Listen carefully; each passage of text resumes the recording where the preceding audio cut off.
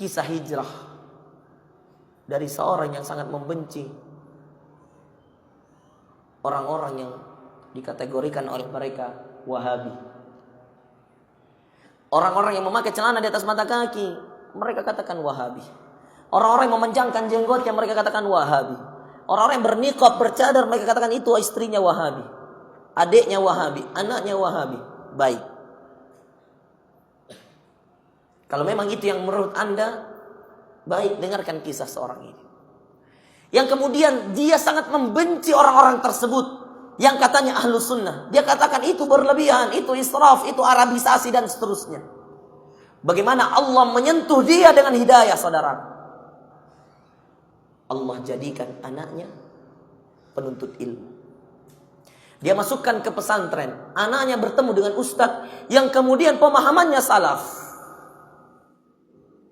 Bapaknya masih dengan pemahaman yang sama. Sampai-sampai kemudian ketika bapaknya sudah mengetahui anaknya sudah memotong celananya, memanjangkan jenggotnya, berpemahaman seperti pemahaman yang menurut mereka, menurut dia Wahabi, dia katakan, mulai sekarang kamu keluar dari sekolah ini. Anak tetap anak. Sam'an wa ta'ah, dengar dan melaksanakan. Keluar. Anda tahu, lalu kemudian dimasukkan anaknya ke sekolah umum. Anaknya masuk, sam'an wa ta'ah, bakti saja kepada orang tua. Dia masuk sekolah umum yang perempuan laki-laki bergabung dan seterusnya. Dia ikuti dan dia menjadi ranking nomor 1 di sekolah dia. Sehingga akhirnya kemudian dia diutus oleh sekolahnya untuk perlombaan olimpiade. Dia ikut perlombaan mewakili sekolah dengan stylenya yang lama. Satu saja yang dia tidak ubah, satu saja yang dia tidak ikuti orang tuanya. Apa? Stylenya, pemahamannya. Gurunya jadi respect. Sebahagian temannya mengikuti. Bahkan dia membuat kajian. Dia membuat kajian di SMA-nya. Dia membuat kajian. Tidak segan-segan dia membuat kajian. Di beberapa kali percakapan dengan gurunya, dia tidak segan-segan memberi nasihat. Meskipun terkadang dia mendapatkan celaan, hinaan, cobaan dan seterusnya, itu biasa menurut dia. Dia katakan, inilah tantangan saya, berbeda ketika saya di pesantren. Dia lalui. Sampai dia masuk fakultas kedokteran terbaik di universitas terbaik di daerah dia, di Jawa Tengah. Lulus dia fakultas kedokteran, jalur undangan. Hafalannya 30 juz, saudara. Anda mau tahu, orang yang seperti ini dia bertahan demi ayahnya. Bagaimana ayahnya tidak menangis ketika ayahnya mendapatkan anaknya lulus di fakultas kedokteran dan dengan style yang sama, lalu kemudian ayah mengatakan, coba ajarkan aku sedikit saja apa yang kau ketahui tentang pendeknya celanamu, panjangnya jenggot. Belum menjelaskan, anak sudah menangis lalu mengatakan, jangan-jangan ini adalah pintu hidayah Allah untuk ayah. Dia bukakan hadisnya dalam Sahih Bukhari, dia bukakan hadisnya tentang bagaimana celana yang di bawah mata kaki atau kain yang berada, dia bukakan hadisnya. Dengan santun dia mengajar, dengan khas Jawa Tengahnya dia mengajar. Orang Solo. Dia cerita. Belum selesai satu hadis, ayahnya sudah menangis. Lalu kemudian ayahnya mengatakan, saya selama ini salah, nak. Belum selesai satu hadis. Di Sahih Bukhari.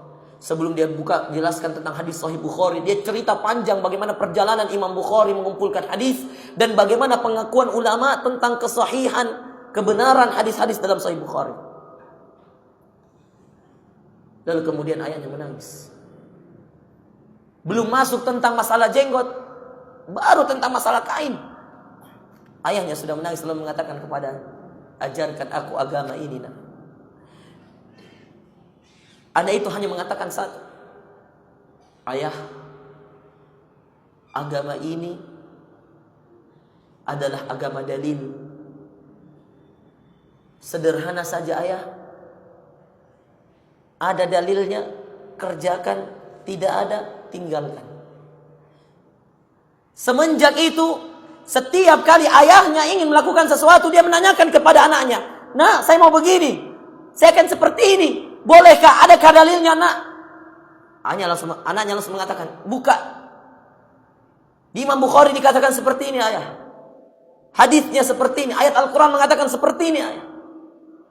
Maka kemudian setelah itu, saudaraku yang dimuliakan oleh Allah, justru ayahnya adalah orang yang sangat hati-hati dalam mengerjakan sesuatu. Sumber hidayah itu kita tidak tahu. Terkadang Anda harus merelakan sesuatu yang Anda cintai untuk sesuatu yang lebih baik, karena Allah Maha mengatur.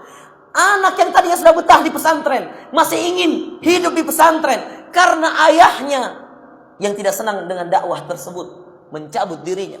Dia kalau mau berontak, apa gunanya? Akhirnya tidak berbakti kepada orang tua dan tidak mendapatkan keridhaannya. Dia mengalah.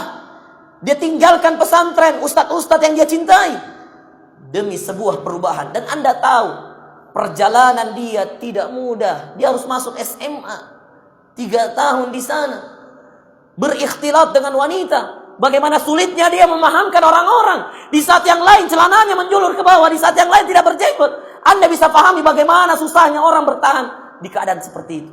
Alumni pesantren masuk SMA umum, bayangkan bagaimana keadaannya. Tidak terhitung berapa banyak cobaannya, berapa banyak caci makiannya. Bertahan sampai kemudian orang mengakui siapa yang baik, siapa yang buruk. Kecerdasan itu lahir bukan hanya karena kepintaran yang engkau bawa dari lahir, tetapi kecerdasan itu lahir karena ketakwaanmu. Wattaqullaha wa yu'allimukumullah. Bertakwalah kepada Allah, kata Allah dalam Al-Quran, maka Allah akan mengajarimu. Jadi kalau Anda ingin tahu bagaimana caranya menyelesaikan masalah, bertakwa. Selesai masalah.